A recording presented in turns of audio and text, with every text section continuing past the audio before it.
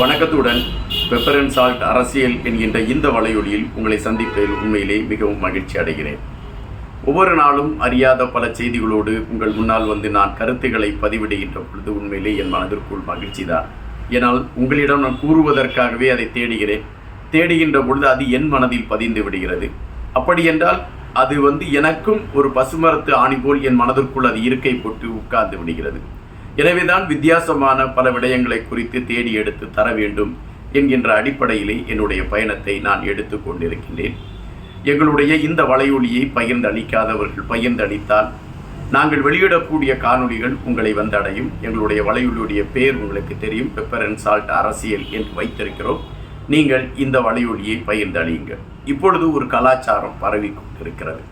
அந்த கலாச்சாரம் என்னவென்றால் ஒரு மரணத்தை மையப்படுத்திய ஒரு கலாச்சாரம் தான். இப்பொழுதெல்லாம் மனிதர்கள் தாங்களே விரும்பி மரணத்தை ஏற்கக்கூடிய ஒரு நடைமுறையை கையில் எடுத்திருக்கிறார்கள். இந்த நடைமுறை ஆபத்தாக முடியும் என்று பலரும் கருதுகிறார்கள். ஆய்வாளர்கள் இதனை மையப்படுத்திய செய்திகளைத்தான் வைத்துக் கொண்டு இருக்கின்றார்கள். ஒவ்வொரு காலகட்டத்திலும் ஒவ்வொரு மாற்றங்கள் நிகழ்ந்து கொண்டுதான் இருக்கின்றது உலக பிரபஞ்சத்தில். அந்த மாற்றங்கள் சில நேரங்களில் மனிதனுடைய வளர்ச்சிக்கு உயர்வை கொடுத்திருக்கிறது, பல நேரங்களில் மனிதனை அழிக்கக்கூடிய களங்களாகத்தான் அவைகள் மாறி இருக்கின்றது. டாட்டூ என்கின்ற ஒன்று, அதை பச்சை குத்துதல், இந்த டாட்டூ என்கின்ற ஒன்று வந்த பொழுது எல்லோருடைய மனங்களிலுமே ஒரு சந்தோஷம் இருந்தது.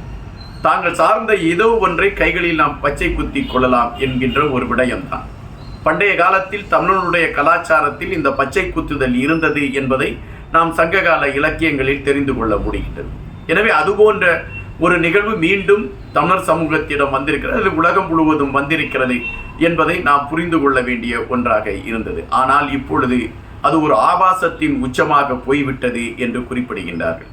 குறிப்பாக அதை குறித்த கருத்துக்களை பதிவிடக்கூடியவர்கள் அது குறிப்பிட்ட இடங்களிலெல்லாம் எங்களை அவர்கள் பச்சை குத்த சொல்கின்ற பொழுது நாங்கள் எப்படி குத்துவது என்பதை யோசித்துக் கொண்டு அதை தடுப்பது என்று எங்களுக்கு தெரியாமல் இருக்கிறோம் என்று சொல்கின்றார்கள். அது கலாச்சாரத்தின் ஒரு அழிவு என்று அவர்கள் குறிப்பிடுகின்றார்கள். ஏறக்குறைய அதுபோன்ற இன்னொரு கலாச்சார அழிவாகத்தான் இப்பொழுது அரங்கேறி கொண்டிருக்கக்கூடிய ஒரு மரணத்தை குறித்து நாம் பதிவிட வேண்டியதாக இருக்கின்றது. ஒவ்வொரு வீடுகளிலும் வயதானவர்கள் இருக்கிறார்கள். ஒரு காலகட்டத்திற்கு பின் ஒரு மூப்பு என்பது மனிதனுடைய வாழ்வில் எழுதப்படுகின்ற ஒன்றாகவே மாறிவிட்டது. இந்த விஞ்ஞானம் வளர்ச்சி அடைந்த பின்பு இந்த மூப்பிற்கு நிறைய பேர் மூப்படைந்து இந்த உலகத்திலே இருக்கக்கூடிய ஒரு களம் அமைந்து கொண்டிருக்கிறது.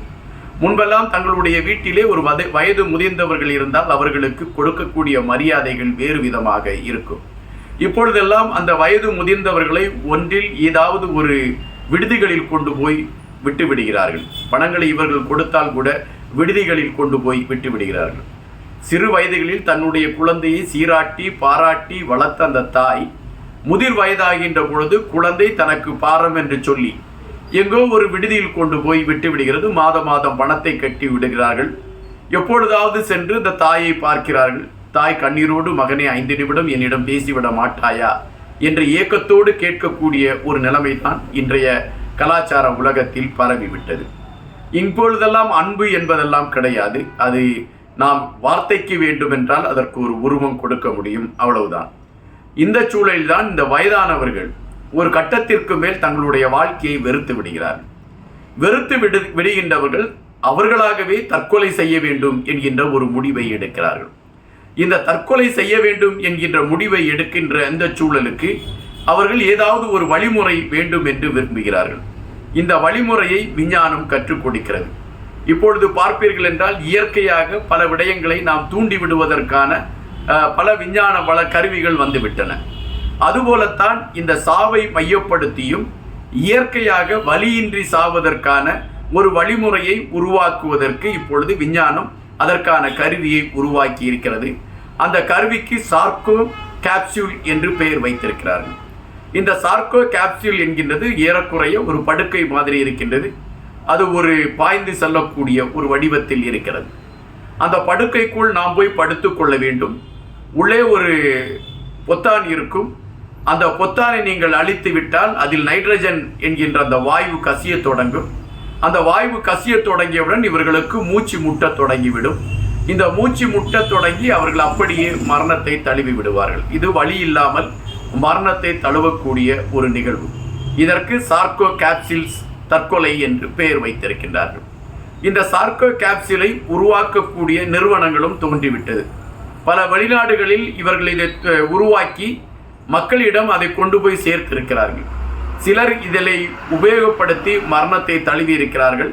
இப்பொழுது வெளிப்படைந்த பல நாடுகள் இந்த மரணத்திற்கு தடை விதித்திருக்கிறது. இந்த தடை விதித்திருக்கக்கூடிய காரணத்தினால் இப்பொழுது அது தடுக்கப்பட்டிருக்கிறது என்று சொல்ல முடியாது. காரணம், வெளியிலே அல்லது தெரிந்து அந்த மரணம் நடைபெற்றிருந்தால் அரசாங்கம் தடுப்பதற்கான ஒரு களத்தை எடுக்க முடியும். ஆனால் வீடுகளில் அந்த மரணம் நடைபெறுகின்ற பொழுது அது இயற்கை மரணம் என்கின்ற அடிப்படையில் புதைப்பதையோ எரிப்பதையோ செய்து விடுவார்கள். இது இன்று ஒரு பயத்தை கொடுக்கக்கூடிய ஒரு விடயமாக மாறி இருக்கிறது என்பதை நாம் இங்கு உணர வேண்டியதாக இருக்கின்றது. இன்று முதியோர்கள் இந்த வழிமுறைகளை தேடுவதற்கான களங்களை எடுக்கிறார்கள் என்று நாம் நினைத்து கொண்டிருக்கக்கூடிய சூழலில் நாளை பலர் இது போன்ற நிகழ்வுகளை எடுப்பதற்கான வாய்ப்புகள் இருக்கிறது என்று குறிப்பிடுகிறார்கள். இன்றைய சூழலில் உலகத்தில் ஆண்களுடைய சதவீதம் மிக குறைந்து கொண்டு இருக்கிறது என்கின்றார்கள். காரணம், பெரும்பாலான உலகத்தில் இருக்கக்கூடிய பெரும்பாலான நாடுகளில் இனப்பெருக்கத்தின் விகிதாசாரங்கள் மிகவும் குறைந்து கொண்டு இருக்கிறது என்று குறிப்பிடுகின்றார்கள். ஒரு விஞ்ஞானி குறிப்பிடுகின்ற பொழுது குறிப்பிடுகின்றால் இன்னும் 100 வருடங்கள் கழித்து உலகத்தில் ஆண்களுடைய விகிதாசாரம் மிக மிக குறைந்து இருக்கும். இன்னும் சில வருடங்கள் கழித்து பார்ப்பீர்கள் என்றால் பெண்கள் மட்டுமே இருக்கக்கூடிய ஒரு உலகமாக இந்த உலகம் மாறுவதற்கான வாய்ப்புகள் இருக்கிறது என்ற ஒரு செய்தியை பதிவிடுகிறார்கள்.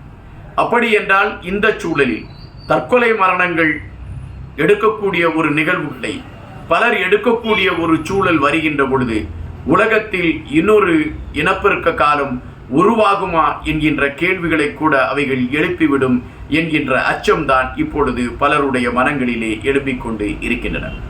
தற்பொழுது உள்ள சூழலில் இந்த சார்கோ கேப்சில் ஒரு பயங்கரத்தின் வெளிப்பாடாகத்தான் பார்க்கப்படுகின்றது. ஆனால் பெரும்பாலான முதியவர்கள் தங்களுக்கு இறை கொடுத்திருக்கக்கூடிய பரிசாக அதை பரிசாக பார்க்கிறார்கள்.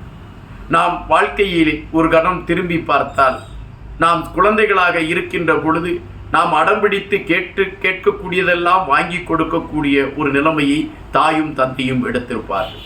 அவர்களுக்கு முடியுமோ முடியாதோ அவர்கள் பசியாக இருந்து நம்மை வளர்த்துவதற்கான களங்களை எடுத்திருப்பார்கள். அவர்களுடைய தியாகத்தில் நாம் வளர்ந்திருப்போம், நாம் உயர் பதவியில் சென்றிருப்போம். ஆனால் அந்த பதவிக்கு சென்றவுடன் நம்மிடம் பணமும் பகட்டும் வருகிறது, குடும்பம் வருகிறது. குடும்பத்தின் நெருக்கடி காரணமாக நம்மை ஈண்டெடுத்த தாய் தந்தையர்களை நாம் எங்கோ ஒரு பகுதியில் கொண்டு போய் விட்டு விடுகிறோம். அவர்களுடைய உணர்வுகளை கூட நாம் கேட்பதில்லை. அவர்கள் மனதிற்குள் என்ன சொல்ல விளைகிறார்கள் என்கின்ற விடயத்தை கூட நாம் பார்ப்பதற்கு தயாராக இல்லை. அதனால்தான் இன்று சார்கோ கேப்சில் தற்கொலைகள் களம் அமைக்க தொடங்கி இருக்கிறது என்பது வருத்தமான பதிவாக இருக்கிறது. நீங்கள் உங்களுக்கு தாய் தந்தைகள் இருந்தால், வயதானவர்கள் இருந்தால் தினமும் நீங்கள் பேச வேண்டும் என்பதல்ல. ஒரு வாரத்திற்கு ஒரு 15 நிமிடம் அவர்களிடம் உங்களுடைய நேரங்களை ஒதுக்குங்கள். அதிலே அன்பு சிரிக்கும். இந்த சமுதாயத்தில் நீங்கள் மனிதர்களாக தெரிவீர்கள். இல்லையென்றால் நம்முடைய தாய் தந்தையர்கள் தற்கொலை என்கின்ற மனநிலையில் பயணிக்கக்கூடிய ஒரு களத்தை இந்த சமுதாயம் கட்டி வைத்துவிடும் என்பதுதான் நிஜம். நன்றியுடன் இன்பா.